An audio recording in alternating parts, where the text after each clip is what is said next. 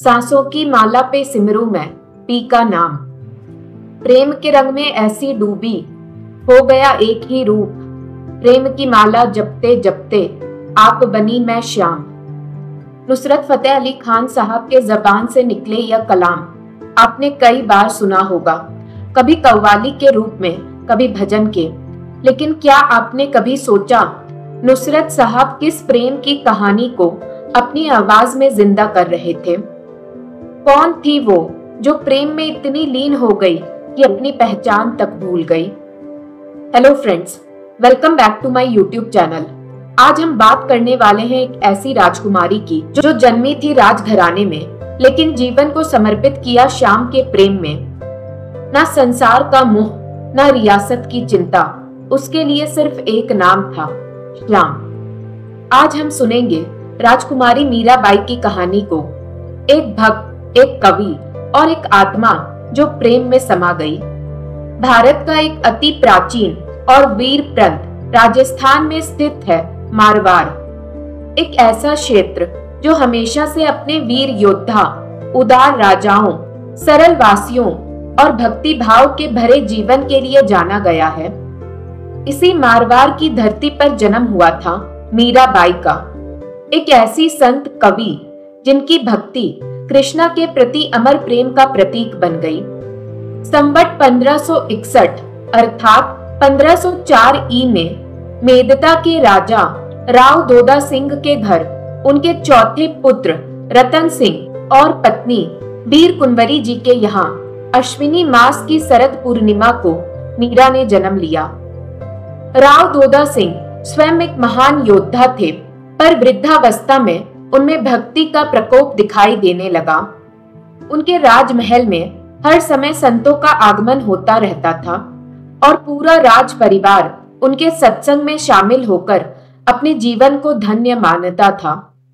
मीरा का लालन पालन उनके बाबोसा यानी कि राव दोदा सिंह के देखरेख में हुआ। बालपन से ही मीरा सौंदर्य और भक्ति दोनों की मूर्ति थी। दोदा जी ने उनके अंदर भक्ति के बीज रोप दिए थे। कीर्तन और भजनों के माध्यम से मीरा ने छोटी सी उम्र से ही भक्ति की गहराइयों को महसूस करना शुरू कर दिया था। जब भी कोई संत उनके महल में आते, मीरा अपनी तोतली भाषा में उन्हें भजन सुनाकर उनका आशीर्वाद लेती। बाबोसा की गोद में बैठकर वो शांत मन से कथा वार्ता सुनती, जैसे एक बाल संत अपने जीवन के पहले सबक सीख रहा हो।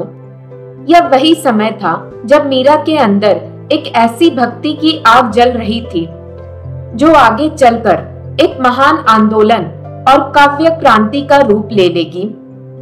दोदा जी के भक्ति भरी छाया में मीरा अब 5 वर्ष की हो चुकी थी। एक दिन राजमहल में ठहरे एक संत के पास मीरा सुबह सुबह पहुंच गई। संत अपने ठाकुर जी की पूजा कर रहे थे। मीरा ने संत को प्रणाम किया और पास बैठकर जिज्ञासा से कई प्रश्न पूछने लगी। यह छोटे से ठाकुर जी कौन हैं? आप इनकी पूजा कैसे करते हो? संत ने प्यार से हर सवाल का जवाब दिया।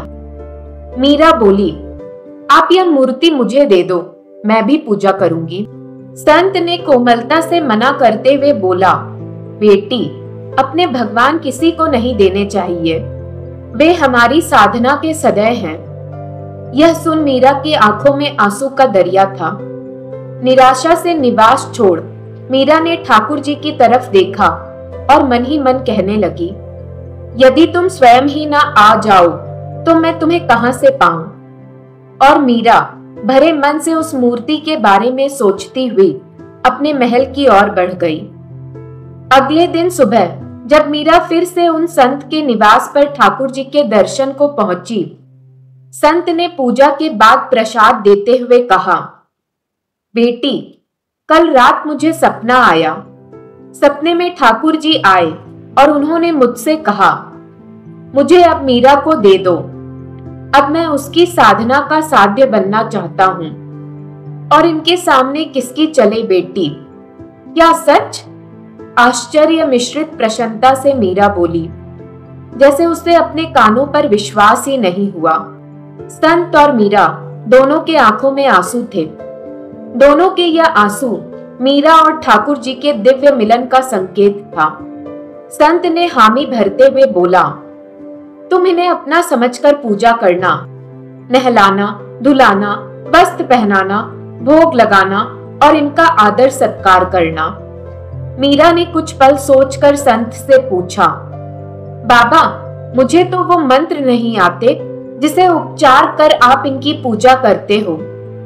संत ने मीरा को समझाते हुए बोला, मंत्रों की आवश्यकता नहीं है बेटी, ये मंत्रों के वश में नहीं रहते, ये तो मन की भाषा समझते हैं। इन्हें वश में करने का एक ही उपाय है कि इनके सम्मुख हृदय खोल कर रख दो। कोई छिपाव या दिखावा नहीं करना। यह धातु के दिखते हैं पर है नहीं, इन्हें अपने जैसा ही मानना। तुम बस पूजा में अपना हृदय पूरा समर्पित करना। मीरा ने झुककर संत के चरणों में प्रणाम किया, जैसे जन्मों की प्यासी हो। ठाकुर जी की मूर्ति को अपने सीने से लगा लिया और अपने डगमगाते कदमों के साथ छोटी सी मीरा अपने मन में भक्ति की विशालता के साथ चल पड़ी। छोटी मीरा अपने गिरधर को अपने सीने से चिपकाए मां के कक्ष में आई। झरोके के पास एक लकड़ी की चौकी लगाई, अपना ओढ़ना बिछाया और ठाकुर जी को बैठाया। मीरा के आंखों से आंसू बहने लगे। उस दिन मीरा को लगा जैसे पूरा संसार तुच्छ हो गया हो। जो अपने थे वो पराये हो गए और जो कल तक पराये थे वो सबसे अपने बन गए। उस पल से मीरा की सारी हंसी खुशी, खेल तमाशे, सब कुछ ठाकुर जी पर न्योछावर हो गया। मीरा अपने ठाकुर जी की मूर्ति निहारते थकती नहीं थी, मानो वो मूरत नहीं, मीरा का कोई अपना हो। मीरा ने मूर्ति से बातें करना शुरू कर दिया और कहने लगी, आहा, कैसे देख रहा है मेरी ओर। तभी अपना सुध-बुध संभाला और बोली, अरे मुझसे भूल हो गई। तुम तो भगवान हो और मैं आपसे तुम करके बात करने लगी हूँ। किंतु आप कितने अच्छे हैं, स्वयं कृपा कर उस संत से मेरे पास चले आए। मीरा ने अपने ठाकुर जी से आगे बातें करते हुए बोला, मुझसे कोई भूल हो जाए तो आप रूठना नहीं, बस मुझे बता देना। अच्छा बताओ, उन महात्मा की याद तो नहीं आ रही है?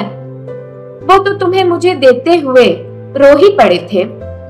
तुम चिंता मत करो, मैं तुम्हें अच्छे से रखूंगी, स्नान कराऊंगी, सुलाऊंगी और ऐसे सजाऊंगी कि सब देखते ही रह जाएंगे। मैं बाबूसा से कहकर तुम्हारे लिए सुंदर पलंग, तकिए, गद्दी और बढ़िया पोशाक भी बनवा दूंगी। फिर कभी मैं तुम्हें फुलवारी में और कभी यहाँ के मंदिर चार भुजा नाथ के दर्शन को ले जाऊंगी। तुम्हें पता है, चार भुजा नाथ तो सदा ऐसे सजे रहते हैं जैसे अभी अभी भेंट बने हों। बावली मीरा ने अपने बाल सरल हृदय से कितनी ही बातें ठाकुर जी का दिल लगाने के लिए कर लिया था, मानो उसने अपने बातों का पिटारा ही ठाकुर जी के समस्त खोल डाला हो। ना तो उसे कुछ खाने की सूध थी, ना किसी और काम में मन लगता था। वो पल मीरा की ऐसी लगी लगन की शुरुआत थी कि उस पल से मीरा बस अपने ठाकुर जी में मगन हो गई। मीरा ने अपने बाबोसा को भी ठाकुर जी के दर्शन कराए। दादो जी ने दर्शन कर ठाकुर जी को प्रणाम किया और बोले, भगवान को लकड़ी की चौकी पर क्यों, मैं आज ही चांदी का सिंहासन मंगवा दूंगा। मीरा तुरंत बोल पड़ी, हाँ बाबूसा, और मखमल के गद्दी, तकिए, चांदी के बर्तन, बागे और चंदन का हिंडोला भी। पहले से भक्ति सागर में डूबे बाबूसा कहाँ मीरा की कोई बात को टालने वाले थे, और टालते भी क्यों, जब मीरा अपने बाबूसा की लाडली जो थी। मीरा अन्य राजकुमारियों जैसी थोड़ी थी जो शस्त्र अभ्यास, राजनीति, घुड़सवारी और घर गृहस्थी के कार्य सीखती। वो तो बस अपने बाबूसा के साथ बैठ संतों का ज्ञान लेती और भक्ति का पाठ पढ़ रही थी। बातों ही बातों में मीरा बोली, बाबूसा, मैं उन महात्मा से ठाकुर जी का नाम ही पूछना भूल गई। दादाजी ने मुस्कुराया और बोला, भगवान के अनेक नाम हैं, कृष्णा, गोपाल, माधव, गिरिधर, तुम जो चाहो उन्हें उसी नाम से बुला लो। पर उन्होंने जैसे ही गिरिधर नाम बोला, मीरा का मन उसी नाम पर अटक गया। यह नाम सबसे सुंदर है। बाबूसा, इस नाम का अर्थ क्या है? तभी दोदाजी ने मीरा को कृष्ण द्वारा गिरिराज धारण की लीला यानी द्वापर युग का वो वाक्य सुनाया जब कृष्णा ने वृंदावन के लोगों को इंद्रदेव द्वारा भेजी गई मूसलाधार बारिश से बचाने के लिए अपने बाएं हाथ की छोटी उंगली पर गोवर्धन पर्वत को उठा लिया था। लीला सुनते ही मीरा भाव विभोर हो मूर्छित हो गई। मीरा की ऐसी हालत देखते ही मीरा की माँ वीर कुंवरी जी घबरा गई और उन्होंने यह बात मीरा के पिता रतन सिंह को बताया। यहाँ मैं आपको जानकारी के लिए बताना चाहूंगी, मीराबाई और उनकी यह पूरी कहानी कलयुग से जुड़ी है, जो हिंदू कॉस्मोलॉजी के अनुसार वर्तमान यानी आज का युग है। मीरा का ठाकुर जी के प्रति झुकाव और प्रेम देखकर वीर कुंवरी जी यानी मीरा की माँ को अब चिंता सताने लगी थी। जहाँ अन्य राजकुमारियां अपने आने वाले कल के जीवन की शिक्षा ले रही थी, वहीं मीरा दोदाजी के साथ बैठकर श्री जोशी जी के श्रीमद् भागवत सुनती, संतों के सामने भजन गाना और भक्ति में वक्त बिताने लगी थी। ज्यादा भक्ति भी चिंता की विषय बन जाती है और इसी कारण से रानीवास में यही चर्चा होने लगी थी। इस रूप और गुण की खान यानी मीरा को अन्नदाता हुकुम यानी राव दोदा सिंह न जाने क्यों साधु बना रहे हैं। पर मीरा कहाँ रुकने वाली थी। मीरा ने अब अपने बाबोसा को बोल अपने ठाकुर जी के लिए अपने राजमहल में उनका अलग कक्ष यानी मंदिर का निर्माण भी आरंभ करवा दिया था। एक दिन मीरा अपने गिरधर गोपाल की पूजा से निपटकर माँ के पास बैठी थी। तभी बाहर से आते ढोल नगाड़े का शोर उसका ध्यान खींच ले गए। वो झट से झरोके तक भागी और पूछा, भाभो, ये सब लोग सज धज कर कहाँ जा रहे हैं? माँ ने मुस्कुराकर कहा, बेटा, यह तो बारात जा रही है। मीरा की आंखों में जिज्ञासा थी। बारात क्या होती है भाभो? भाभो ने बोला, दुल्हा अपनी दुल्हन को लेने जा रहा है। मासूमियत से मीरा ने पूछा, सभी बेटियों के वर होते हैं? हाँ बेटा, बेटियों को तो ब्याहना ही पड़ता है। बेटी बाप के घर में नहीं खटती। चलो अब नीचे चलो।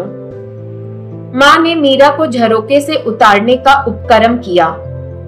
मीरा ने अपनी ही धुन में मगन होके कहा, तो मेरा भीड़ कहाँ है भाभो? तेरा वर? माँ हंस पड़ी। मैं कैसे जानूं बेटी तेरा वर कहाँ है? जहाँ विधाता ने लेख लिखे होंगे वहीं जाना पड़ेगा। मीरा उछलकर दूर खड़ी हो गई और जिद करते हुए बोली, आप मुझे बताइए मेरा वर कौन है? उसकी आंखों में आंसू भर आए थे। माँ मीरा की ऐसी जिद देखकर चकित रह गई और बात बनाते हुए बोली, बड़ी माँ, या अपने बाबोसा से पूछना। नहीं, मैं किसी से नहीं पूछूंगी, बस आप ही मुझे बताइए। मीरा रोते रोते भूमि पर लौट गई। माँ ने मीरा को मनाते हुए उठाया और बोली, अच्छा, मैं बताती हूँ तेरा वर, तू रो मत। इधर देख, यह कौन है? यह तो मेरे गिरधर गोपाल हैं।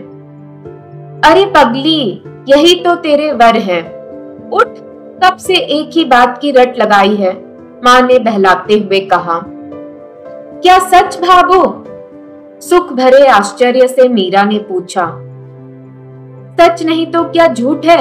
चल, मुझे देर हो रही है। मीरा ने गिरधर की तरफ ऐसे देखा जैसे आज उन्हें पहली बार देखा हो। ऐसा चाव और आश्चर्य से देखने लगी। जाने अनजाने में वीर कुंवरी जी ने ठाकुर जी के मोह में बावली मीरा को आज उनके साथ उस प्रेम के धागे में बांध दिया था जो शुद्ध, निष्काम, निष्ठा और समर्पण से जुड़ा था। मीरा रोना भूल गई। माँ का सहज ही कहा गया एक एक शब्द उसकी नियति भी था और जीने के लिए उसकी ताकत और आश्वासन बन गया। महल के फुलवारी के बीच दोदाजी द्वारा निर्माण किया गया गिरधर गोपाल का मंदिर 2 महीने में बनकर तैयार हो गया। धूमधाम से गिरधर गोपाल का गृह प्रवेश और विधि पूर्वक प्राण प्रतिष्ठान हुआ। मंदिर का नाम रखा गया श्याम कुंज।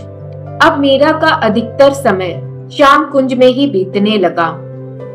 मौसम और ऋतुएं बदलने लगी। मीरा का अपने गिरधर के प्रति प्रेम बड़ी ही शिद्दत से बढ़ने लगा। शीतकाल में रात को उठ उठकर मीरा उन्हें कपड़े उड़ाती और गर्मियों में पंखा झालती। हर तीसरे चौथे दिन ही वो गिरधर के लिए कोई न कोई उत्सव करती और उसके प्रेम में नाचती और गाती। दिन पर दिन मीरा के भजन पूजन का चाव बढ़ने लगा। वो नाना भांति से गिरधर का श्रृंगार करती, कभी फूलों से, कभी मोतियों से। सुंदर पोशाकें बनाकर धारण करवाती, भांति भांति के भोग बनाकर ठाकुर को अर्पण करती और भजन गाकर नृत्य करती, सिर्फ अपने गिरधर को रिझाने के लिए। कुछ ही वक्त में ऐसा हो गया था मानो मीरा का शरीर तो महलों में रहता, पर उसकी आत्मा को श्याम सुंदर की परछाई का आभास महसूस होने लगा था। उसकी आत्मा से खुद श्याम सुंदर मिलने आते, कभी जमुना तट पर तो कभी कहीं और, जहां श्याम सुंदर मीरा के साथ खेलते, उसे चिढ़ाते और मीरा का शरीर बस बंद आंखों से मुस्कुराता रहता। मीरा की भक्ति और भजन में बढ़ती रुचि देखकर रानीवास में और ज्यादा चिंता व्याप्त होने लगी। एक दिन बीरम देव जी मीरा के सबसे बड़े काका को उनकी पत्नी श्री गिरिजा जी ने कहा, मीरा 10 वर्ष की हो गई है, इसकी सगाई संबंध की चिंता नहीं करते आप? बीरम देव जी बोले, चिंता तो होती है, पर मीरा का व्यक्तित्व, प्रतिभा और रुचि असाधारण है।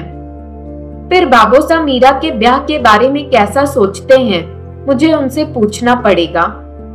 बेटी की रुचि साधारण हो या असाधारण, पर विवाह तो करना ही पड़ेगा, बड़ी मां ने कहा।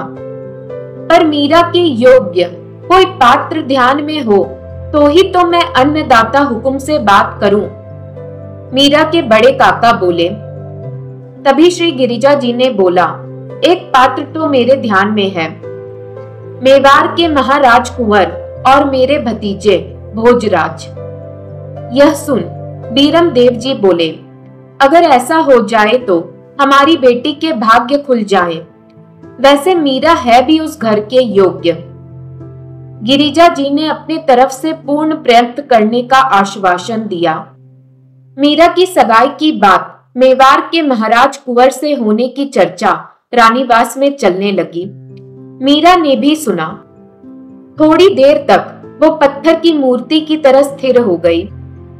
वो सोचने लगी, मां ने ही बताया था कि तेरा वर गिरधर गोपाल है, और अब मां ही मेवाड़ के राजकुमार के नाम से इतनी प्रसन्न है, तब किससे पूछूं?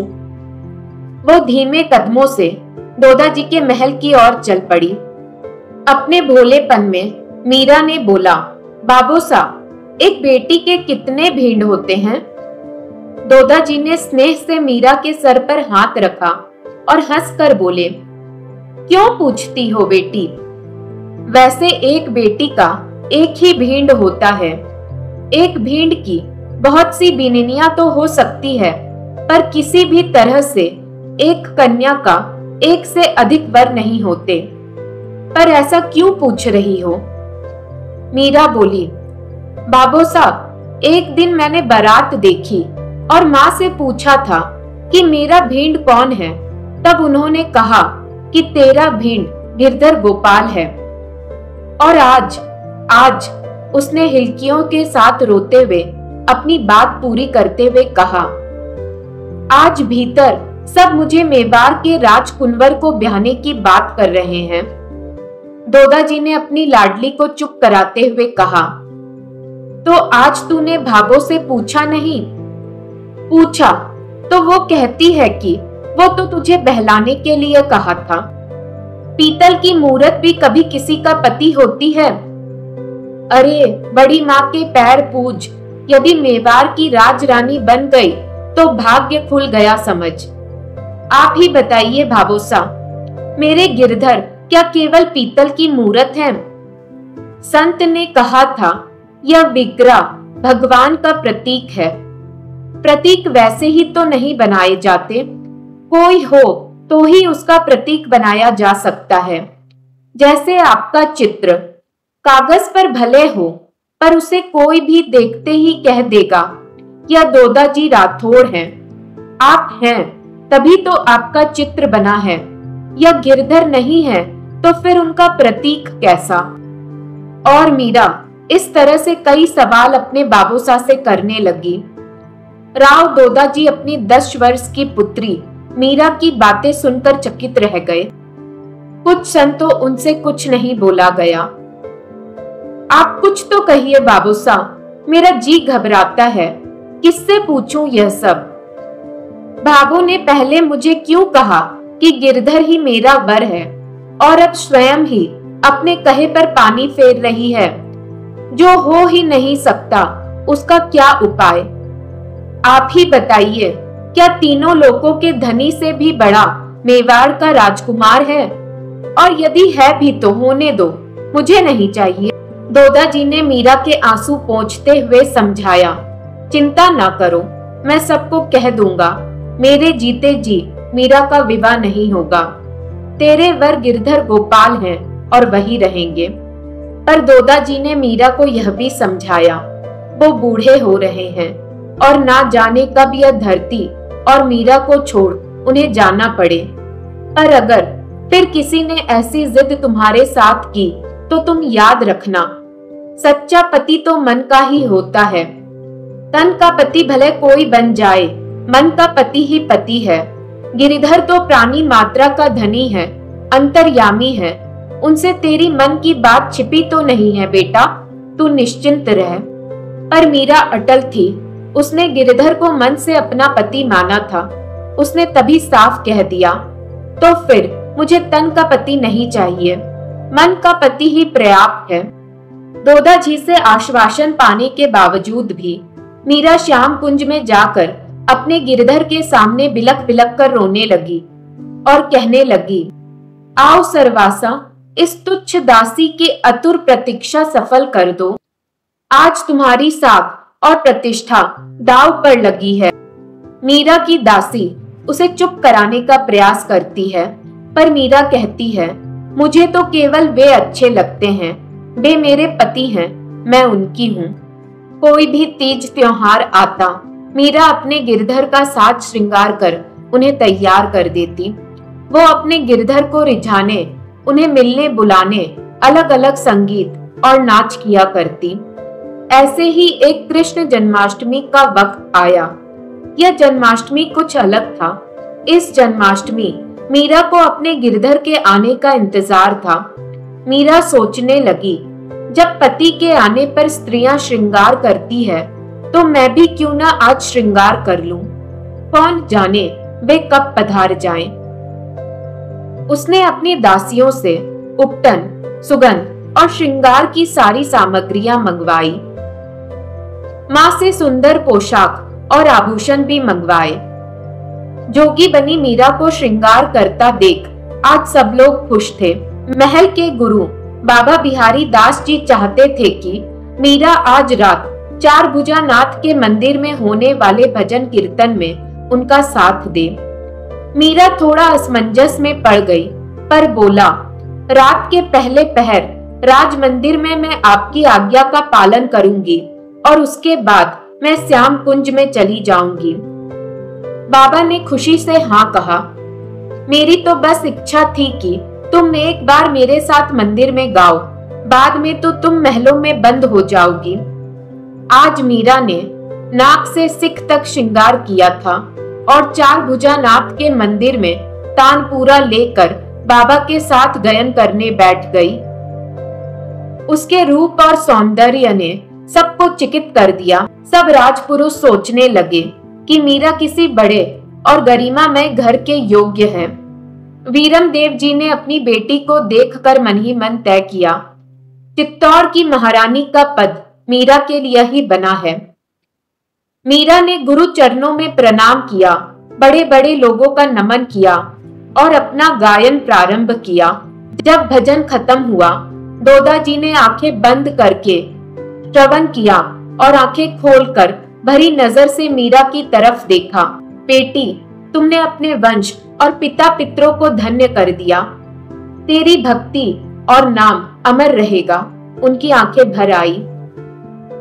यह पहली बार था जब मीरा ने श्री कृष्ण जन्माष्टमी के दिन राज मंदिर में सबके सामने गायन किया था। सब लोग उसकी भक्ति और संगीत प्रतिभा से चकित हो गए।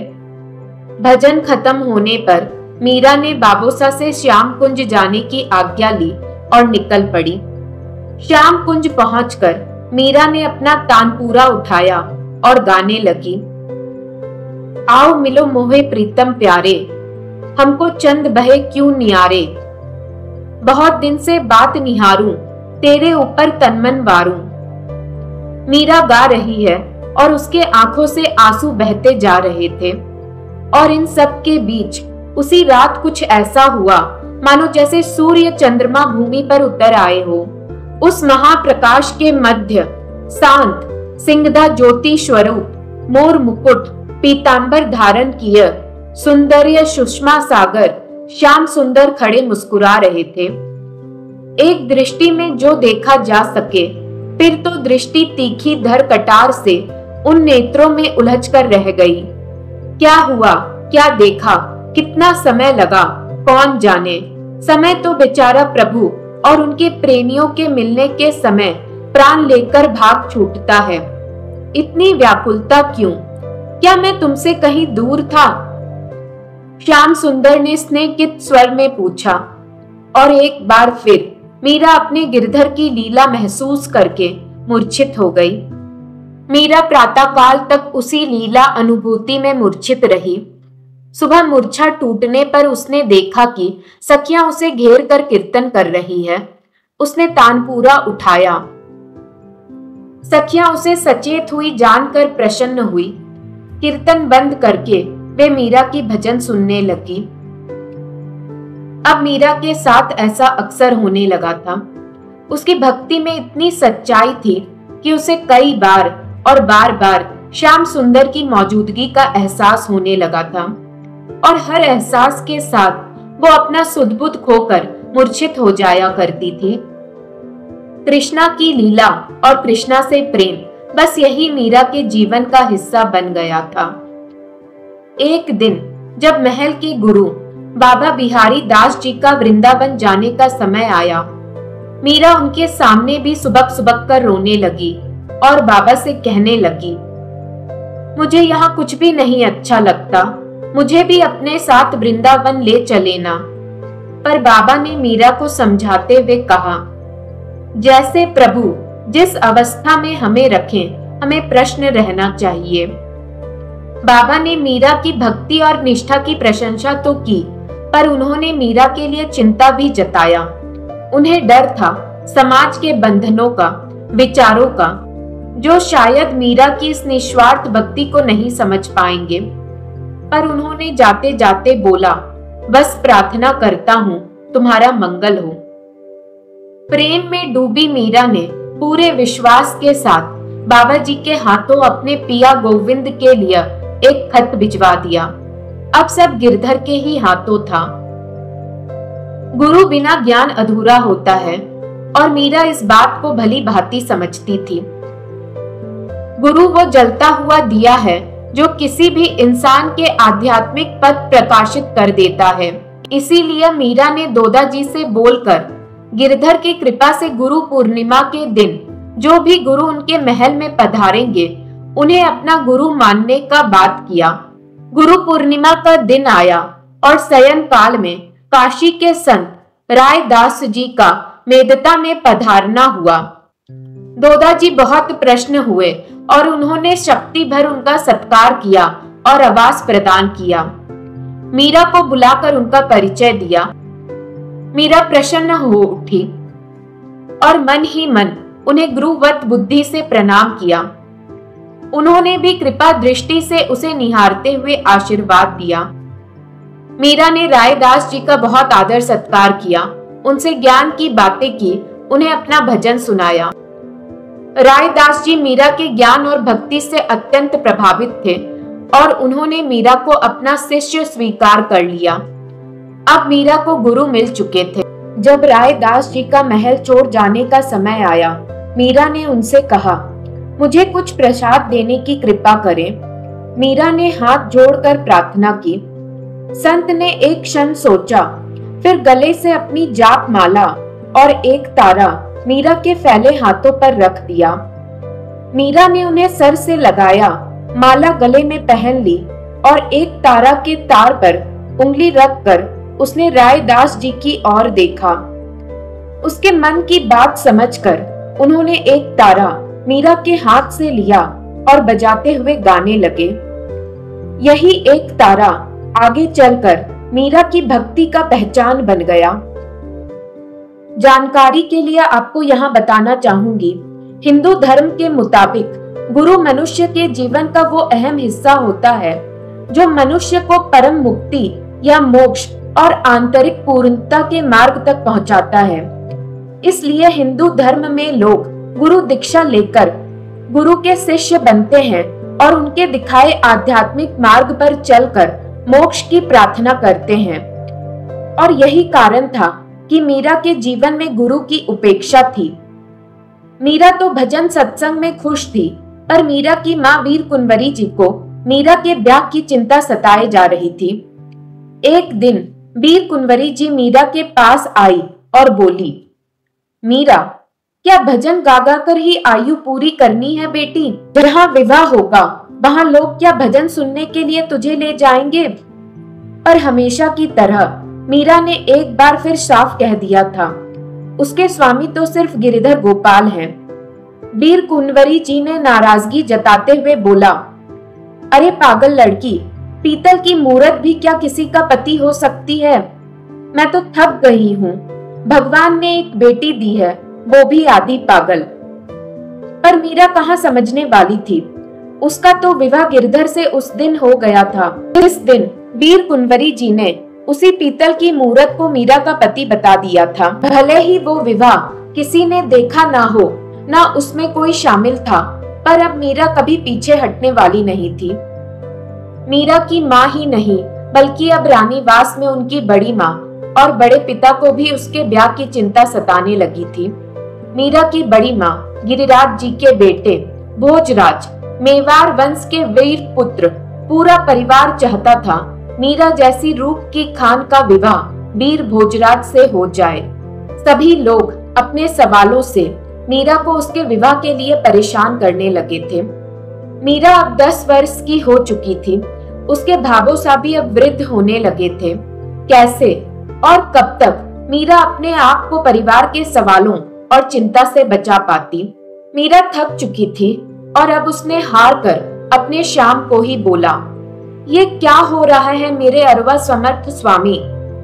अपनी पति को दूसरे के घर देने अथवा जाने की बात तो साधारण से अधारण, कायर से कायर राजपूत भी नहीं सहन कर पाता।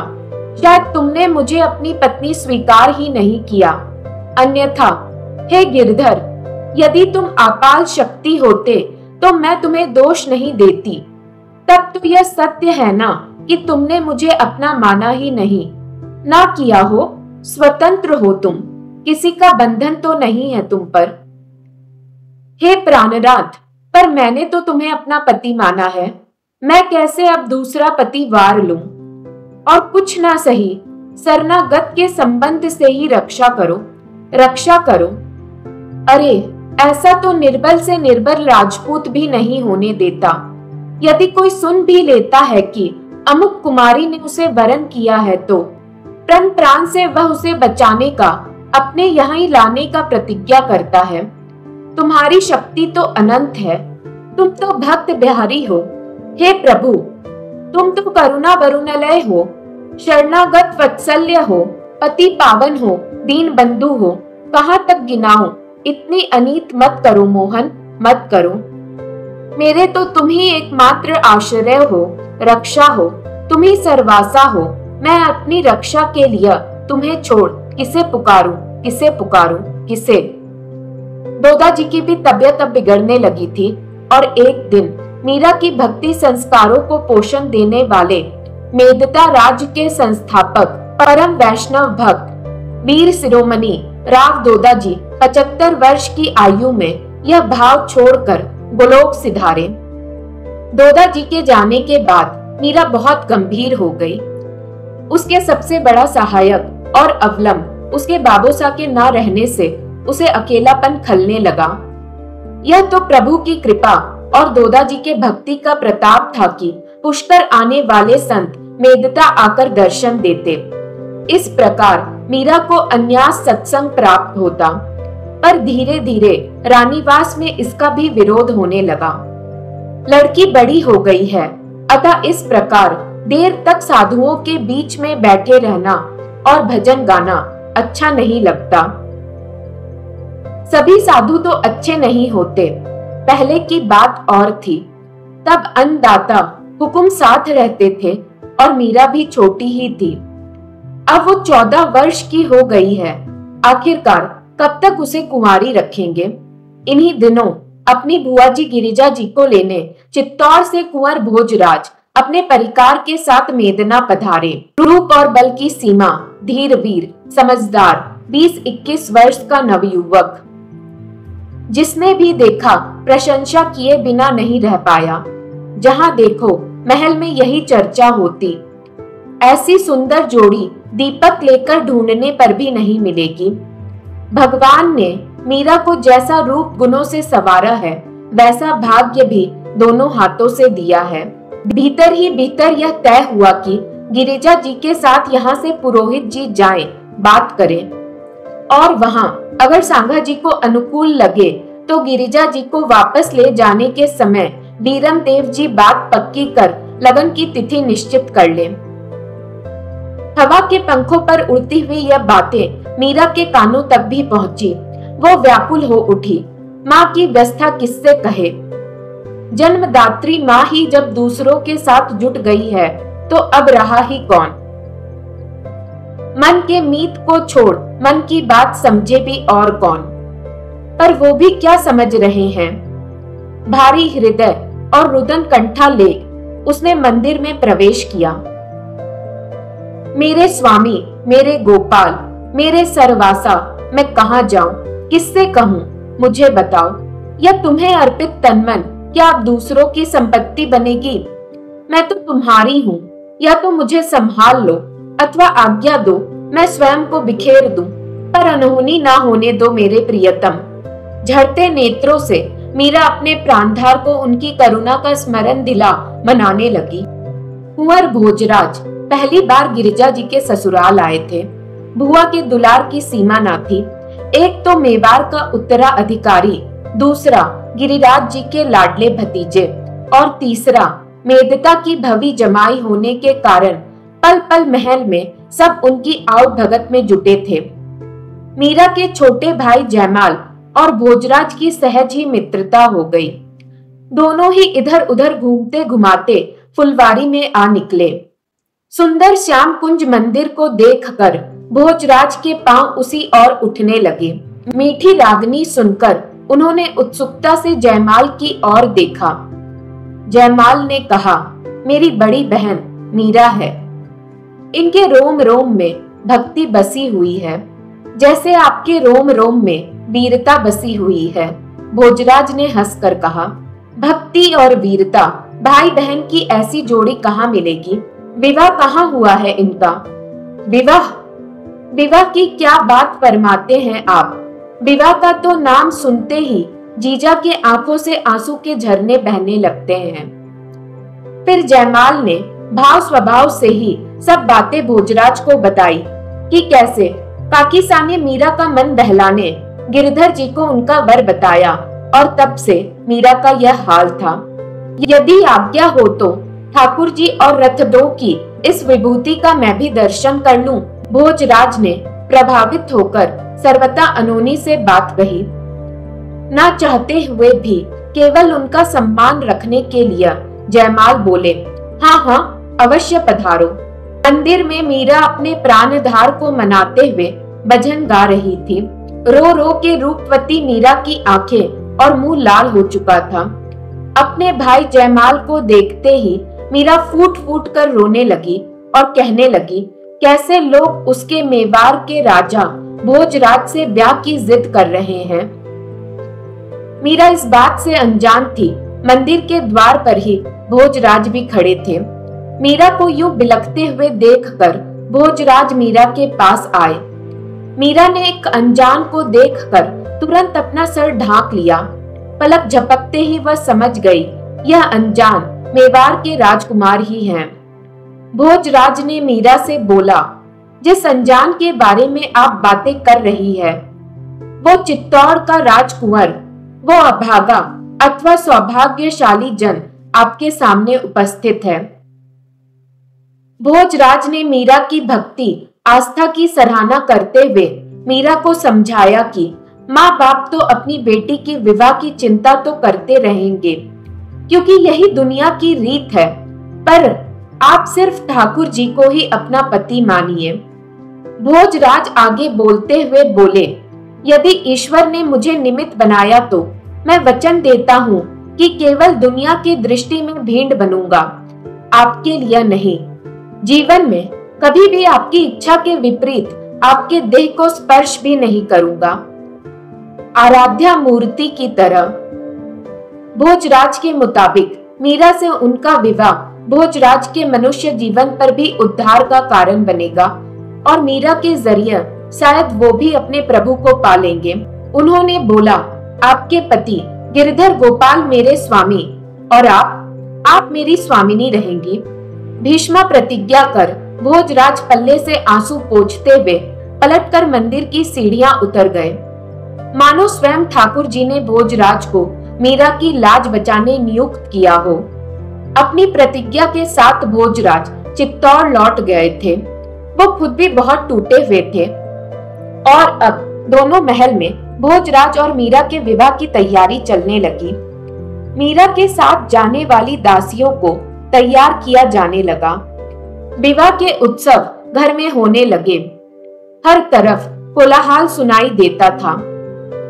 मेदता में हर्ष समाता ही नहीं था। मीरा तो जैसी थी वैसी ही रही। विवाह की तैयारी में मीरा को पेठी चढ़ी। उसके साथ ही दासियां गिरधर लाल को भी पेठी करने और गीत गाने लगी। मीरा को किसी भी बात का उत्साह नहीं था। किसी भी रीति रिवाज के लिए उसे श्याम कुंज से खींच कर लाना पड़ता था। जो करा लो सो कर देती, ना कराओ तो गिरधर लाल के वागे मुकुट आभूषण संवारती। श्याम कुंज में अपने नित्य के कार्यक्रम में लगी रहती।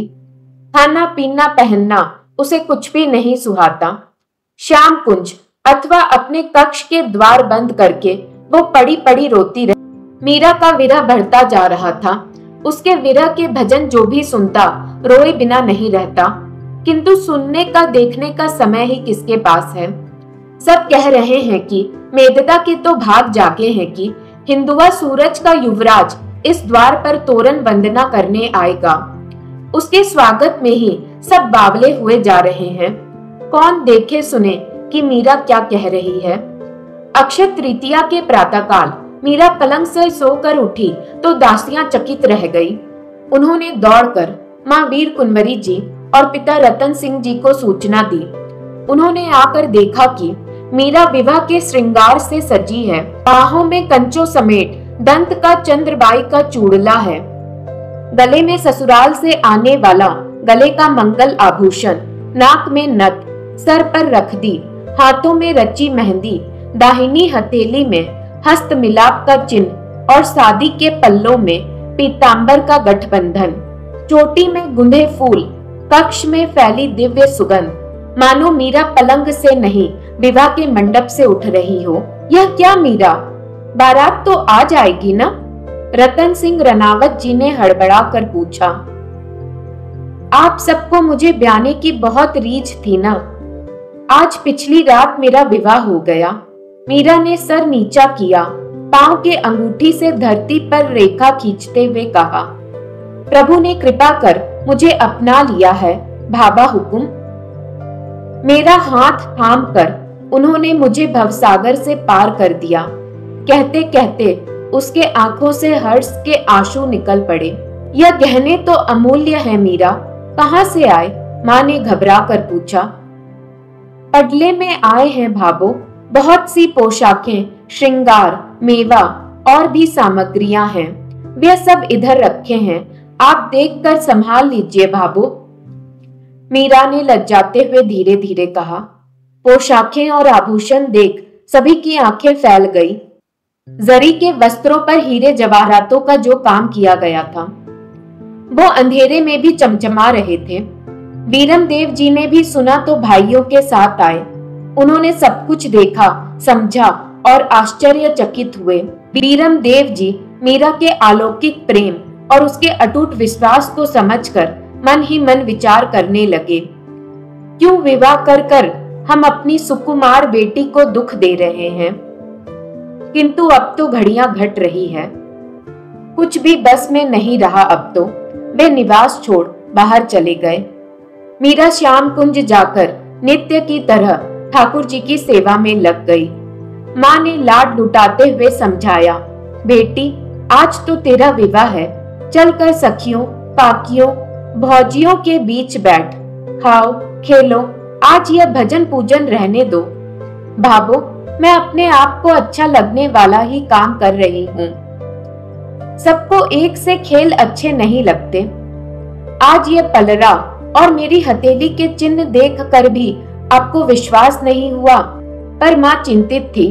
वो फिर भी मीरा को समझाते हुए कहने लगी, बेटा तुझे तो पता है कि तेरी तनिक सी नाक कितना अनर्थ कर देगी मेदता में। तलवारें म्यानों से बाहर निकल आएंगे।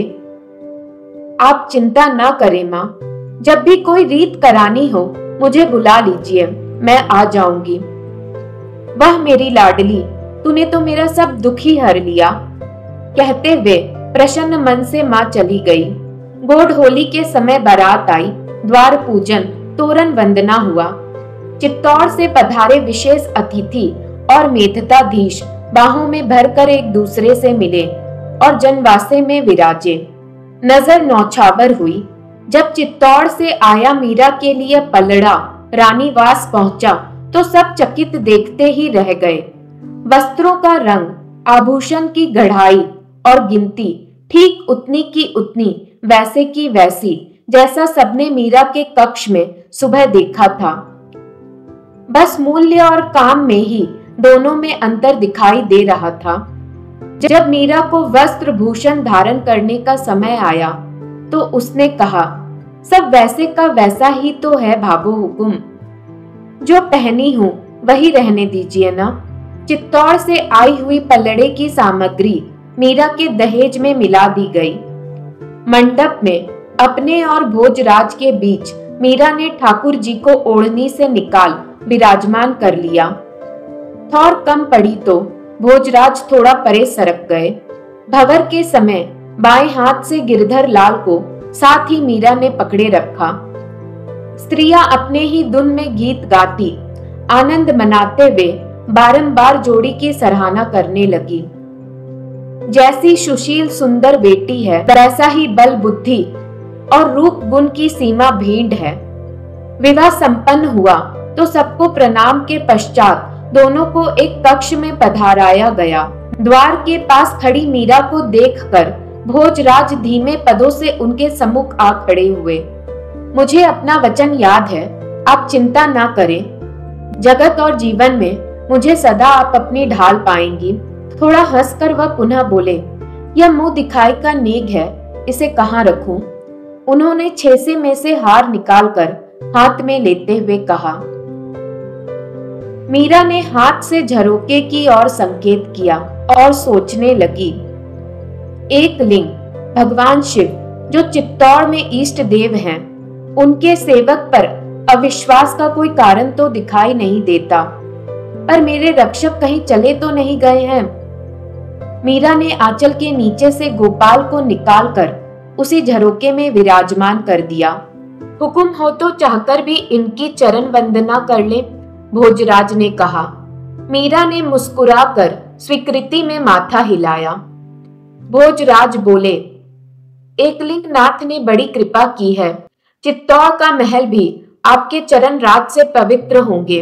शिव भक्त सिसोदिया भी वैष्णवों के संग से पवित्रता का पथ सीखेंगे। उन्होंने वो हार गिरधर गोपाल को धारण करा दिया। आपने मुझे सेवा का अवसर प्रदान किया प्रभु, मैं कृतज्ञ हुआ। इस अग्नि परीक्षा में साथ देना मेरा वचन और अपने धन की रक्षा करना मेरे स्वामी। फिर मीरा की ओर मुस्कुराते हुए बोले, यह घूंघट? मीरा ने मुस्कुराकर घूंघट उठा दिया। वो अतुल रूप रशी देखकर भोजराज चकित रह गए, पर उन्होंने पलकें झुका ली। महल में हंसी खुशी का माहौल छाने लगा। सभी भोजराज को मीरा का नाम लेकर छेड़ते और चिढ़ाने लगे, पर भोजराज को अपनी सीमा याद थी। भोजराज ने ठाकुर जी और मीरा का कक्ष एक कर दिया और वो खुद अलग कक्ष में रहते। भोजराज मीरा के माध्यम से अपना भी भक्ति मार्ग पाना चाहते थे। उन्होंने कभी अपना वचन का उल्लंघन नहीं किया और वो हमेशा मीरा की ढाल बनकर उसकी हिफाजत ही करते थे और आध्यात्मिक ज्ञान भी मीरा से बटोरा करते थे। मीरा ने भोजराज को उसके ठाकुर जी के साथ ब्याह में मिले कपड़े और आभूषण भी दिखाए, जिसे देख भोजराज खुद भी ठाकुर जी की महिमा से अचंभे में थे।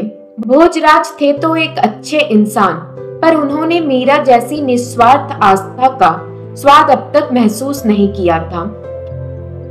जब महल में बसा भोजराज का परिवार उनसे उनके वंश बढ़ाने को लेकर सवाल करता, तो भोजराज कभी कभी दुखी हो जाया करते थे। वो मीरा को कई बार कक्ष में अकेला बैठ ठाकुर जी से बातें करते देखा करते, मानो मीरा एक जीते जागते छवि से बातें कर रही हो। पर भोजराज को कभी ठाकुर जी के दर्शन नहीं होते। वो मीरा से सवाल भी किया करते थे, ऐसा क्यों है कि ठाकुर जी उन्हें दर्शन नहीं देते? मीरा भोजराज की व्यवस्था और बेचैनी भली भांति समझती थी, इसीलिए वो भोजराज को हमेशा दूसरा विवाह करने का भी सुझाव दिया करती थी।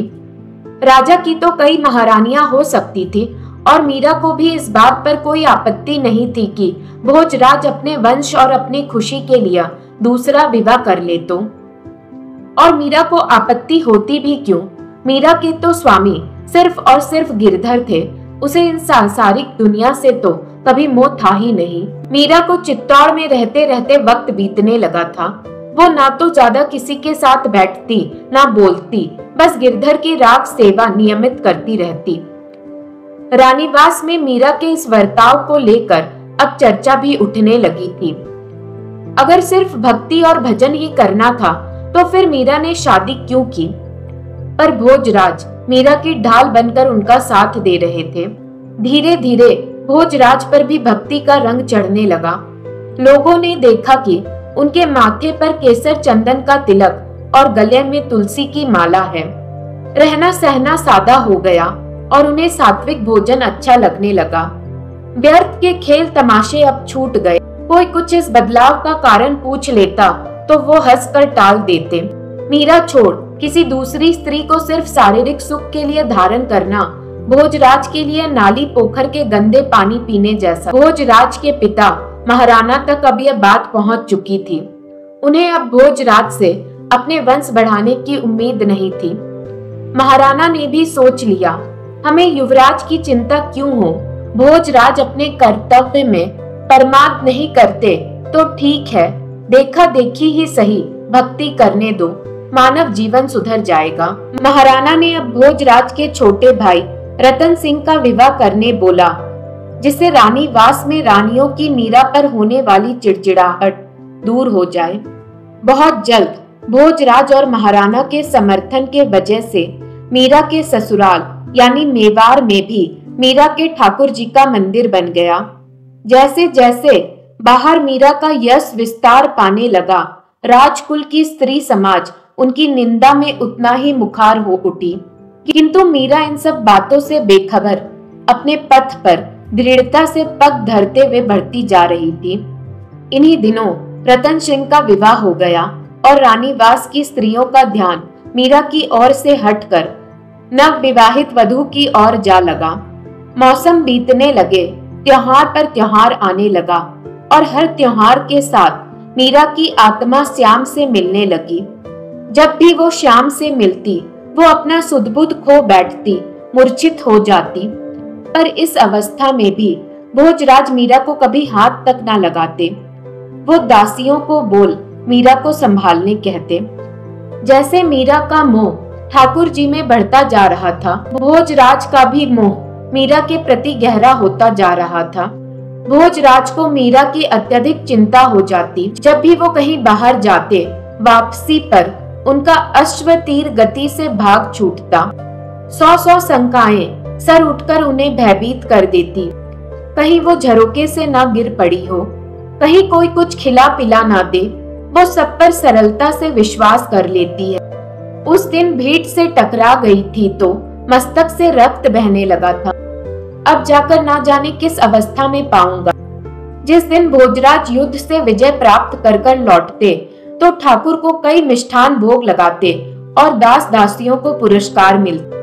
मीरा की अवस्था कभी 2-2 दिन, कभी 3-4 दिनों तक भी सामान्य नहीं रहती थी। वो कभी तो भगवान से मिलने के हर्ष में और कभी वीरा के आवेश में जगत और देह की सुध-बुध भूल जाती। कभी यूं ही बैठे बैठे खिलखिलाकर हंसी छूट पड़ती, कभी मन करके चुप हो जाती और कभी कभी रोते रोते आंखें सुझा लिया करती। यदि ऐसे दिनों में भोजराज को चित्तौड़ से बाहर जाने का आदेश मिलता तो यूं तो वे रन में प्रसन्नता से जाते, पर मीरा के आवेश की चिंता उनके प्राणों पर बना। आगरा के समीप सीमा पर भोजराज घायल हो। संभवतः शत्रु ने विष भुजे शस्त्र का प्रहार किया। राजवैद्य ने दवा भरकर पट्टियां बांधी, औषधि पिलाई और लेप किया, जिससे धीरे धीरे घाव भरने। उसी दौरान एक शीत रात भोजराज अपने कक्ष में थे और मीरा अपने। भोजराज ने मीरा के कक्ष से आवाज सुनी। मीरा नींद में श्री कृष्णा से बातें कर रही थी, कभी हंसी कभी विलाप कर रही थी। एक पल मीरा भावनाओं में बहकर झरोकों पर चढ़ गई और गिरने ही वाली थी। तभी भोजराज ने तुरंत उछलकर उन्हें बचा लिया। मीरा बेहोश हो गई थी। भोजराज ने ममता भरे हाथों से मीरा को संभालकर पलंग पर लेटाया, पर मीरा के मुंह से निकले शब्द, तुम्हारे बिना मैं कैसे जीवित रहूं। मीरा के मुख से यह अस्फुट शब्द सुनकर भोजराज मानो चौंक गए, जैसे नींद से जागे हों। यह क्या किया मैंने, क्या किया? मैं अपने वचन का निर्वाह नहीं कर पाया, मेरा वचन टूट गया। भोजराज अपने वचन टूटने के पछतावे से व्यतीत थे। उनका घाव भी उहड़ गया और तबीयत और बिगड़ गई। मीरा ने दिन रात सेवा की, अपनी भक्ति और पूजा तक सीमित कर दी। और तब भोजराज एक दिन मीरा से अपराधी भाव में माफी मांगते हैं। कहते हैं कि उन्होंने मीरा से किया वचन तोड़ा, इसलिए उन्हें दंड दिया जाए। मीरा उनका दर्द समझकर कह देती है कि उन्होंने कोई पाप नहीं किया, बल्कि उन्होंने तो एक प्राणी की जान बचाई। भोजराज फिर भी स्वयं को दोषी मानते हैं और प्रभु से मीरा को कभी दुख न देने की प्रार्थना करते हैं। तभी एक दिव्य दृष्टांत जैसा अनुभव में भोजराज को श्री कृष्णा स्वयं मीरा के रूप में दर्शन देते हैं और कहते हैं, तुमने मीरा नहीं मुझे सेवा दी है, तुम मेरे हो। उस दिव्य स्पर्श से भोजराज अचेतन हो जाते हैं। जब होश आता है, वो मीरा के चरणों में गिरकर अपना श्रद्धा प्रकट करते हैं। यह दृश्य एक अद्भुत भक्ति और निष्ठा का प्रणाम बन जाता है, जहाँ सेवा, समर्पण और प्रेम का मिलन होता है। अपने अंत समय में भोजराज ने अपने छोटे भाई रतन सिंह से कहा कि वो मीरा का ध्यान रखें और उन्हें कभी कष्ट ना होने दें। रतन सिंह ने भावुक होकर वचन दिया कि मीरा उनके लिए कुल देवी से भी बढ़कर है और उनकी रक्षा के लिए वो अपना सब कुछ न्योछावर कर देंगे। अगले दिन भोजराज ने शरीर छोड़ दिया। राजमहल में शोक छा गया, लेकिन मीरा ने अपने आंसू पोंछकर तुरंत फिर से ठाकुर जी की सेवा में अपने आप को समर्पित कर दिया। भोजराज के देहांत के बाद कुछ बूढ़ी औरतें मीरा का श्रृंगार उतारने आई, पर मीरा ने मना कर दिया। कहती है, मेरे पति तो गिरधर गोपाल हैं, उनके होते मैं चूड़ियां क्यों उतारूं? जब उन्होंने मीरा से भोजराज के बारे में पूछा, मीरा ने उन्हें सखा कहा। यह सुनकर राजमहल में हलचल मच गई, लेकिन रतन सिंह ने मीरा का समर्थन किया और सबको शांत कर दिया। इस घटना के बाद मीरा अपने ही परिवार में तुच्छ और तिरस्कारित बन गई, पर संत समाज में उनका मान और भक्ति बढ़ने लगा। उनके भजन जनमास में बसने लगे। इसी दौरान बाबर ने राजपूतों पर आक्रमण किया और महाराणा सांगा ने सभी राजसयों को संगठित करके युद्ध का निर्देश दिया। रतन सिंह को चित्तौड़ में राज व्यवस्था संभालने के लिए छोड़ा गया। आगरा के पास युद्ध के दौरान महाराणा सांगा को विष बुझे बाण से घातक चोट लगी और उनकी चिकित्सा किसी विश्व घटी ने उन्हें विष दे दिया, जिससे उनका निधन हो गया। उनके निधन के बाद मेवाड़ की गद्दी पर रतन सिंह बैठे, जो दानाबाई के पुत्र थे, पर उनकी सौत करमवती बाई अपने पुत्रों विक्रमादित्य और उदय सिंह के लिए गद्दी चाहती थी। इस पारिवारिक मतभेद ने कोमल हृदय रतन सिंह को तोड़ दिया और उनके साथ उनकी पत्नी पनवर जी सती हो गई। उनकी बेटी श्याम कुंवर को मीरा से गहरा प्रेम मिला। बाद में कलयुग का अवतार राणा विक्रमादित्य गद्दी पर आए, जो अत्यंत दुराचारी, अहंकारी और मूर्ख थे और राज के विश्वासी समानता को हटाकर खुदगर्ज लोगों से घिर गए। और यहाँ से मीरा के लिए अब मुश्किलें भी शुरू हो गई। मीरा के ढाल बनने वाले लगभग सभी लोग अब या तो इस दुनिया से चले गए थे या कहीं दूर छुट गए थे। राणा विक्रमादित्य ने अपनी बहन उदय कुंवर के जरिए मीरा को संदेश भेजा कि वह मंदिर जाकर भजन ना करें और अपनी कला महल तक सीमित रखें, कहकर उनकी बेइज्जती पर टिप्पणी की। उदय कुंवर ने मीरा को तीखे शब्दों में अपमानित किया, उन पर घर की इज्जत खोने का आरोप लगाया। मीरा ने शांत रहकर किसी को जवाब नहीं दिया, बस अपना तानपूरा उठाकर भजन गाती रही।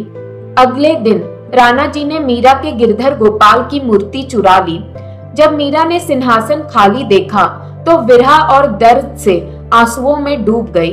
भजन गाते गाते विलाप करने लगी। तभी दासी मिथुला ने संकेत दिया कि मूर्ति वापस सिंहासन पर है। मीरा ने गिरते आंसू के साथ मूर्ति को गले लगा ली और भक्ति और प्रेम से रोकर अपने गिरधर से उल्हाना देने लगी। उन्हें छोड़कर चले जाने का गिला करने लगी। अब ऐसा करके मीरा को परेशान करने की सिलसिला आरंभ हो चुकी थी। कभी पूजा चरना मित्र के नाम पर राणा जी मीरा के लिए विष भेजते, तो कभी सांपों का जोड़ा। पर गिरधर की कृपा से मीरा के लिए विष ठाकुर जी का प्रसाद बन जाता और सांपों का जोड़ा खुद कृष्णा का अवतार सालिग्राम और फूलों की माला में बदल जाता। दुनिया कितनी भी कोशिश कर ले, पर कोई मीरा के विश्वास को ना हिला पाया, ना उसका नुकसान पहुंचा पाया। 30 वर्ष की उम्र में मीरा अपने ससुराल छोड़ वापिस अपने पीहर मेदता जाने वाली थी। इतना दुर्व्यवहार के बाद सबने मीरा से माफी मांगी, पर सब जानते थे अब मीरा वापस कभी वहां नहीं लौटेगी। पर मीरा का मेदता आना भी मीरा पर ठाकुर जी की कृपा का प्रतीक था।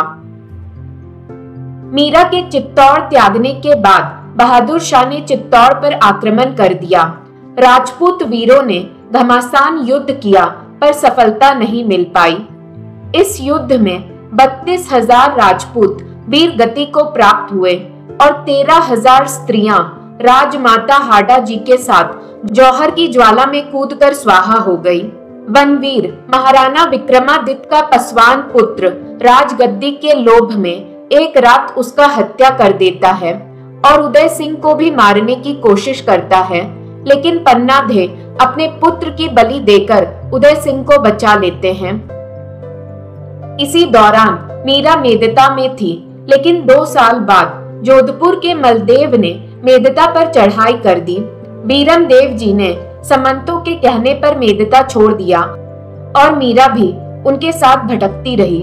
अजमेर, नराना और फिर पुष्कर। सन 1595 में पुष्कर में रहकर मीरा को प्रेरणा मिली कि अब दर दर भटकने के बजाय अपने प्राण प्रिय गिरधर के देश वृंदावन जाकर वास करें। वो कुछ सैनिकों और दासियों के साथ तीर्थ यात्रियों के संग वृंदावन के लिए निकल पड़ी। उसका मन गिरधर के मिलने के लिए पुलकित था। आज उसका हर स्वप्न साकार होने जा रहा था। मीरा अपने प्रियतम श्याम सुंदर के देश वृंदावन जा रही थी और जैसे जैसे मंजिल पास आ रही थी, उनका प्रेम और आवेग और गहरा होता जा रहा था। उनका मन वनों में श्याम की तलाश में चंचल हो उठा। वो बार बार पालकी से उतरकर नंगे पांव चलने लगती। उनके पांव छिल गए थे, छाले पड़ गए थे, लेकिन वो दर्द से अनजान अपने प्रभु के मिलने में मग्न थी। उनकी दासियां जैसे चंपा चमेली उनका दर्द देखकर रो पड़ती थी। जब चंपा और सह नहीं पाई तो मीरा के चरणों से लिपट कर रो पड़ती है। मीरा उसे प्यार से उठाकर आंसू पोंछती है और कहती है कि यह शरीर तो प्रभु के धाम जाने में दुख सहे तो भी सार्थक है। चंपा कहती है कि असली हानि तो उनकी हुई जो पालकी में बैठे रहे जब उनकी स्वामिनी पांव से चले और खून बहे। यह दर्द तो यमराज भी न दे। ब्रज की सीमा देखते ही मीरा धरती पर लौट गई। उनका प्रेम अपार था।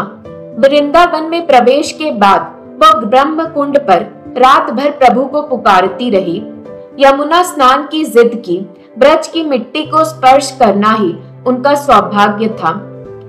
अब वे वृंदावन में अपने सेवकों और दासियों के साथ रह रही थी, बिना बंधन, बिना व्यवहारिकता के, सिर्फ भक्ति और प्रेम में मगन। वृंदावन जाने के बाद मीरा के सारे काम दासियां संभाल रही थी। चमेली बाई, उसके पति शंकर, केसर बाई और उसका पति केशव सब मीरा की सेवा में लगे थे। चंपा, जो मीरा के अतरंग सखी थी, उसकी प्रेम भक्ति की सारथी बन गई। चंपा ने विवाह नहीं किया था और मीरा के भावनाओं को, गहराज को समझने वाली थी। मीरा का मन वृंदावन में बस गया। भजन, सत्संग, मंदिरों का दर्शन और संत समावाद में वह निमग्न हो गई। एक रात मीरा ने एक दिव्य सपने जैसा अनुभव किया, जिसमें चंपा एक अलौकिक रूप में सामने आई, सुंदर वस्त्र आभूषण से अलंकृत, प्रक्षमन। उसने मीरा को माधवी कहकर जगाया और एक दिव्य वृंदावन के यात्रा पर ले गई। वृक्ष, फूल, हवा सब प्रेम रस में डूबे थे। गिरिराज जी की तहराती में पुष्पों से बना एक निकुंज भवन था, जहां श्री कृष्ण राधा स्वयं विराजमान थे। उनके दर्शन से मीरा मुग्ध हो गई, अपना अस्तित्व भूल गई। प्रभु ने उसे माधवी कहकर संबोधित किया, लेकिन कहा कि अभी कुछ समय तक मीरा को इस संसार में रहना होगा। मीरा ने विनती की कि उसे अब विरह नहीं सहा जाता और उसे अपने चरणों में सदा के लिए सत्यत्व दे दिया जाए। पर श्याम सुंदर ने मीरा से कहा कि उसके शरीर इस मिलन के बाद अब प्रकारित नहीं रहा और वो अलौकिक हो चुका है। अब ना जल ना अग्नि उसका कुछ बिगाड़ सकते हैं, परंतु लोक कल्याण के लिए उसे कुछ समय और धरती पर रहना होगा। चंपा, जो मीरा के साथी सदैव रही थी, असली रूप में नित्या निकुंज की सेविका निकली। यानी चंपा खुद राधा रानी की सखी थी और माधव के 8 मुख्य गोपियों में से एक थी। इस अलौकिक मिलन के बाद चंपा अब वही ठाकुर जी के साथ रह गई।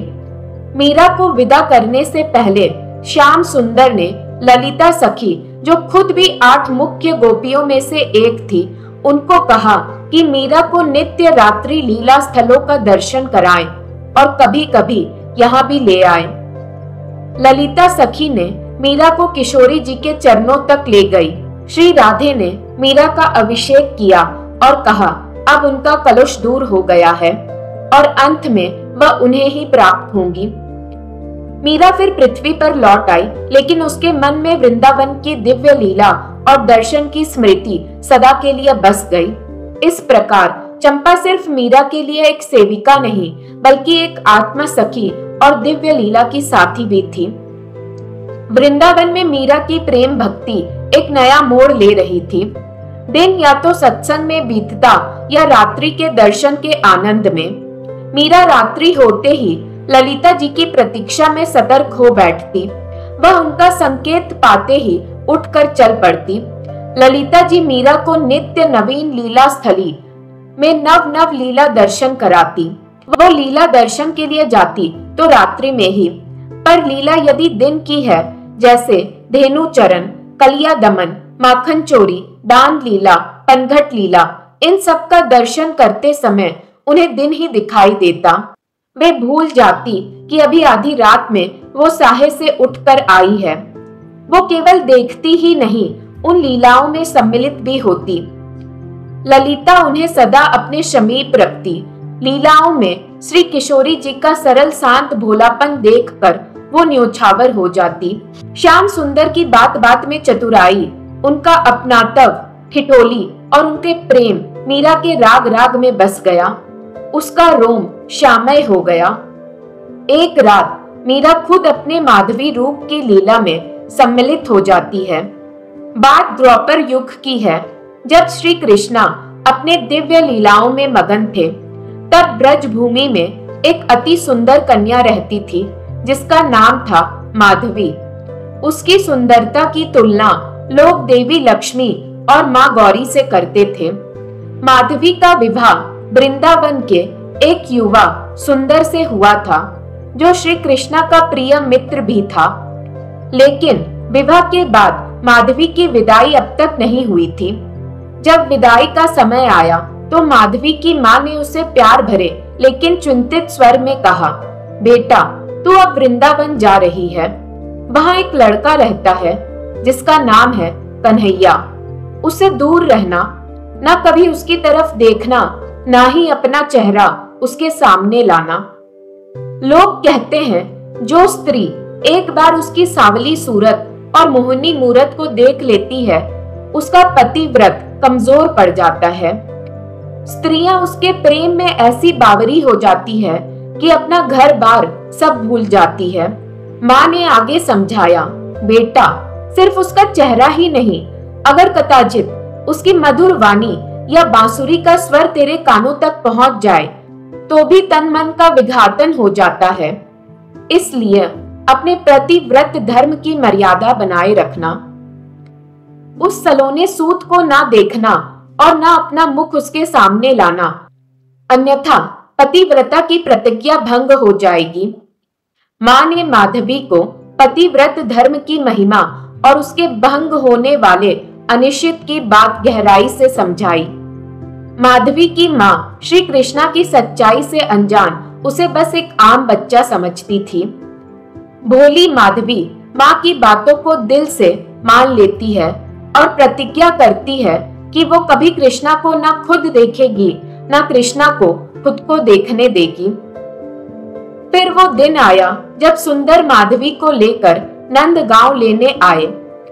जब सुंदर माधवी को लेकर जा रहा था तो रास्ते में कृष्णा की चर्चा होती है, पर माधवी चुप रहती है।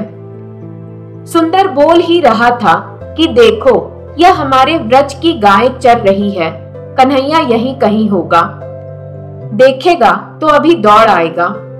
यह सुनकर माधवी ने अपना मुख ही नहीं अपने हाथ पैर अच्छी तरह से ढांक लिए। तभी कोई पुकार उठा, सुंदर बहू ले आया क्या? हाँ भैया। भैया मोको भाभी का मोहड़ा तो दिखाई दे। सुंदर ने हंसा और कहा, यह तेरी भाभी सा है, मिल ले। और उसे अपने रथ पर बैठा लिया। जैसे ही माधवी को पता चला कि कृष्णा उससे मिलने रथ पर बैठा है तो उसने खुद को और कसकर ढांक लिया। कृष्णा ने बोला, ओ भाभी अपना मोहड़ा तो दिखाई दे। कहते हुए उसने घूंघट उठाना चाहा, लेकिन माधवी ने कसकर अपना घूंघट पकड़ा रखा। मुख तो दूर अपनी उंगली का पूर भी न देखने दिया। मैं कहाँ देखूं, अब तो तू ही मेरो मुख देखने को तरसेगी। कहते हुए नंद सुवन रथ से उतर गया। वो स्वर सुनकर माधवी थोड़ा चौंकी, क्योंकि वह स्वर न उसके पति का था और ना ही उस कृष्णा की। वो गंभीर स्वर मानो सत्य की साक्षी देता था। अपनी जीत पर माधवी प्रश्न थी। एक दिन सुंदर की माँ माधवी के लिए यशोदा मैया के पास आशीर्वाद लेने गई। तभी श्री कृष्ण भी वहां आए और बोले, माँ कुछ खाने दे दो। यशोदा बोली, लाला रुक जा, अभी लाती हूँ। कृष्णा ने पूछा, माँ घर में कौन आया है? यशोदा ने कहा, तेरे दोस्त सुंदर की बहू आई है। यह सुनते ही कृष्णा तुरंत वहां से भाग गए।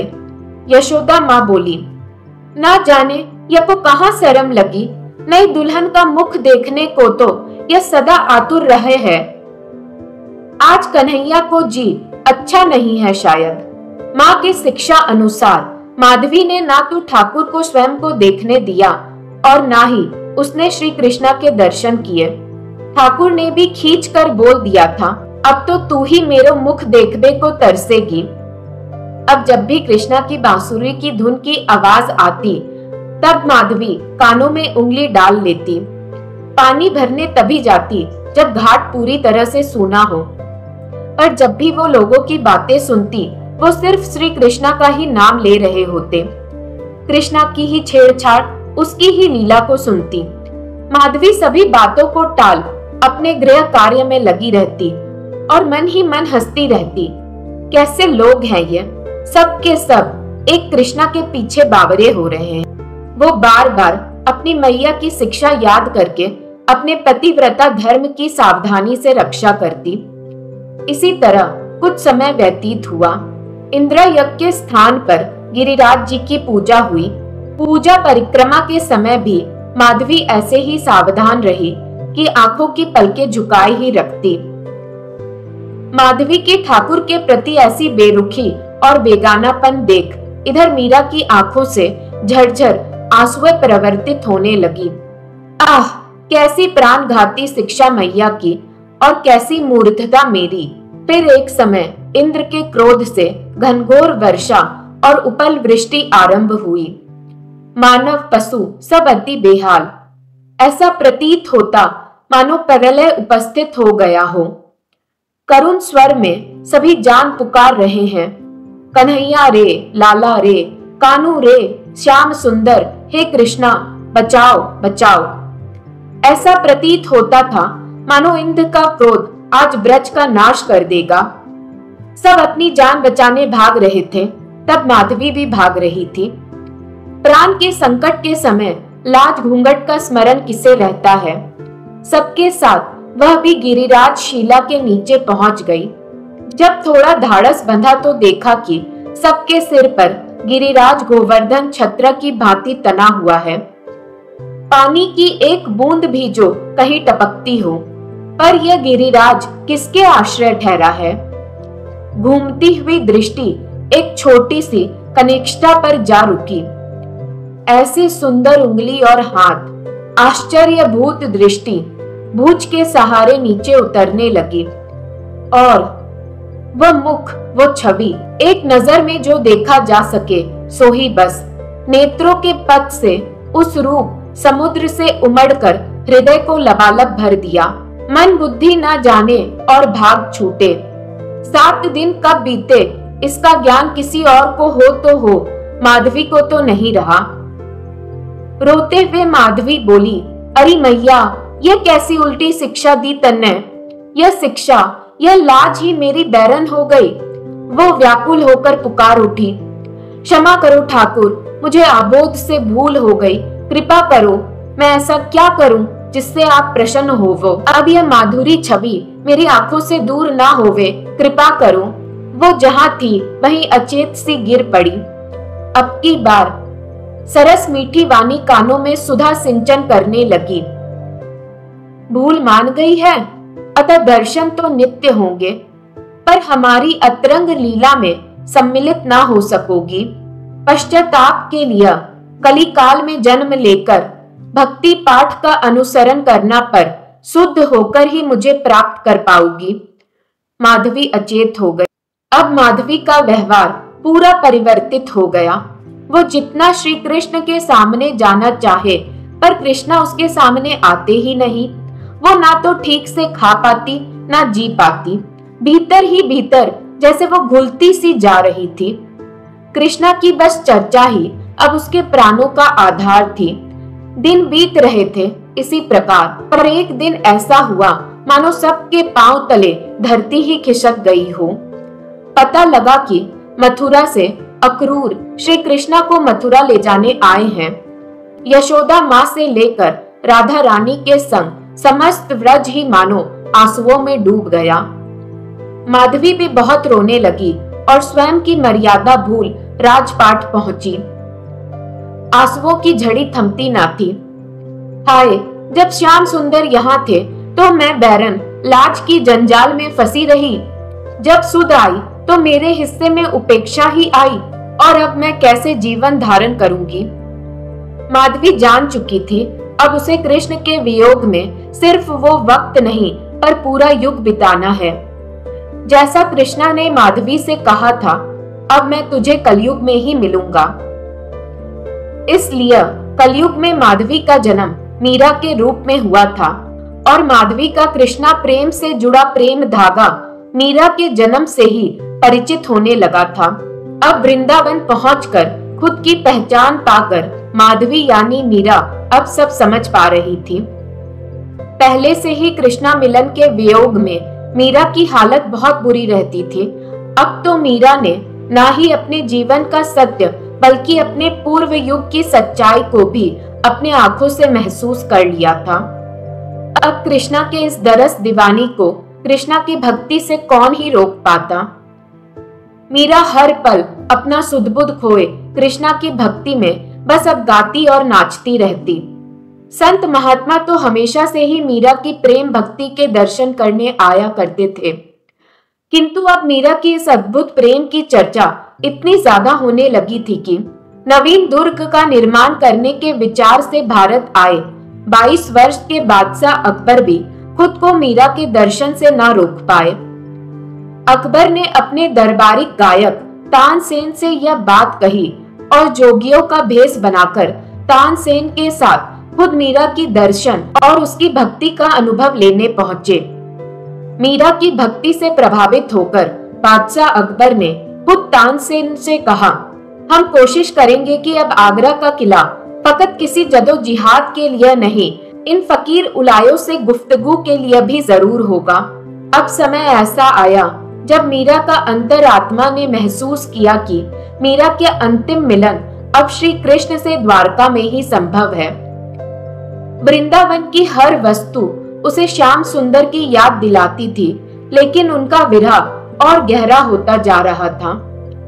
मीरा ने प्रभु को अपना स्वामी तो बचपन से ही स्वीकार कर लिया था, पर अब वक्त था कि प्रभु भी मीरा को अपना बना ले।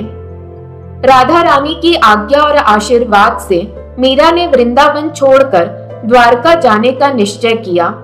मीरा के मन में अब केवल एक ही अभिलाषा थी, अपने प्रभु के चरणों में सदैव के लिए समा जाना।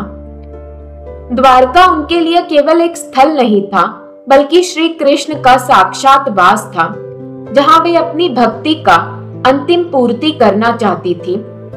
इसी के साथ मीरा अब द्वारका पहुंची। एक दिन द्वारका में मीरा अचेत हो गई और उनकी शारीरिक स्थिति अत्यंत गंभीर हो गई। दासियां व्याकुल होकर द्वारकाधीश से प्रार्थना कर रही थी। तभी एक अलौकिक सांवला किशोरी जोगी आया और मीरा को देखा। उसके स्पर्श और मंत्र से मीरा धीरे धीरे स्वस्थ होने लगी। मीरा ने उसने अपने श्याम सुंदर की छवि और हंसी पहचानी, पर जोगी बोला, मैं केवल उनका सेवक हूँ। प्रभु ने तुम्हारे लिए मुझे संदेश देने भेजा है। उसने कहा कि प्रभु भी अब तुम्हारे विरह से स्वयं व्याकुल हैं। मीरा आंसुओं के साथ कह उठी, मैं उनका वियोग प्रश्न मन से नहीं झेल पा रही। जोगी ने मीरा को प्रभु का प्रेम भरा संदेश दिया कि श्री कृष्ण जल्द ही मीरा से मिलने आएंगे। यह सुनकर मीरा का मन हर्ष से भर गया।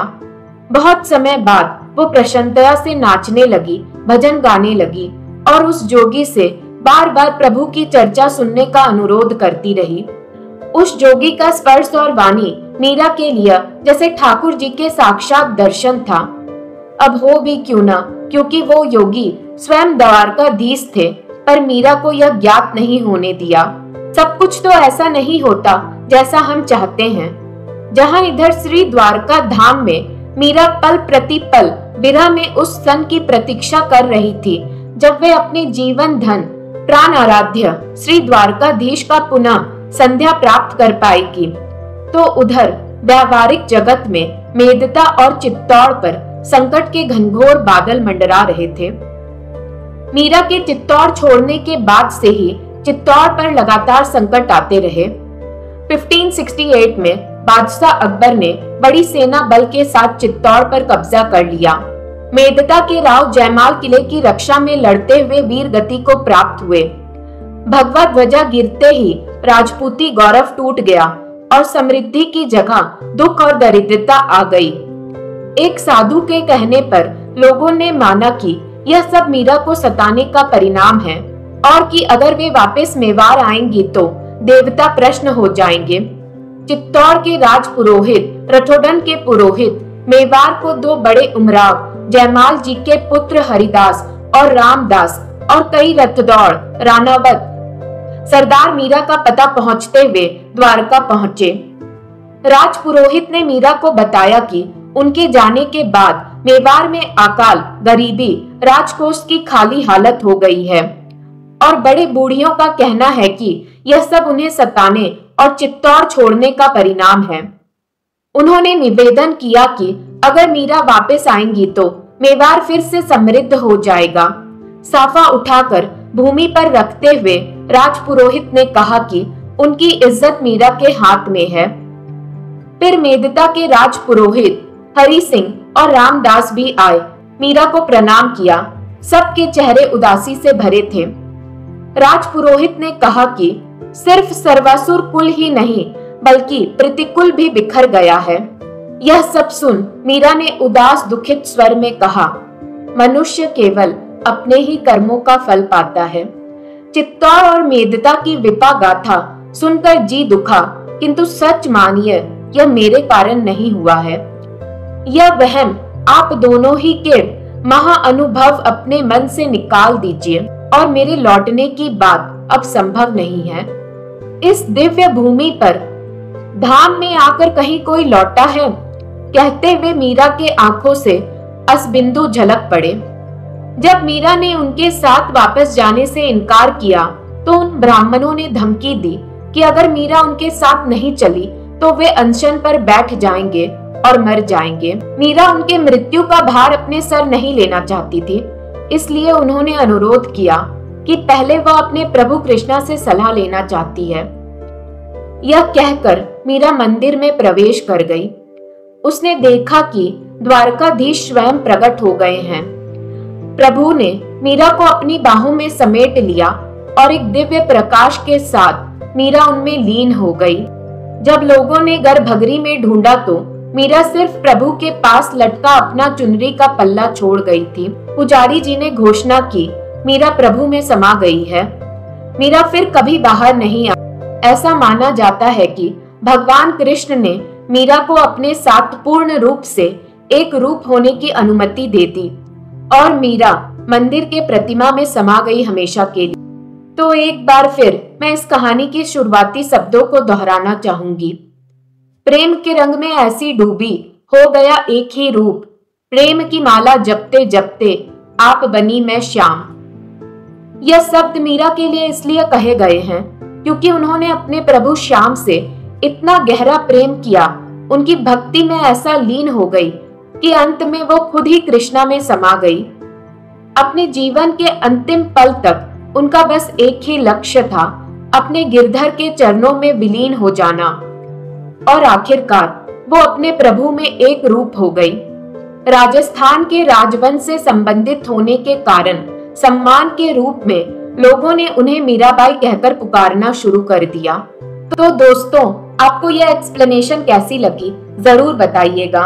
मेरी कहानी का अधिकांश हिस्सा भक्तमाला से प्रभावित है, लेकिन अलग अलग स्रोतों में मीराबाई की कहानी को लेकर कई विचार मिलते हैं।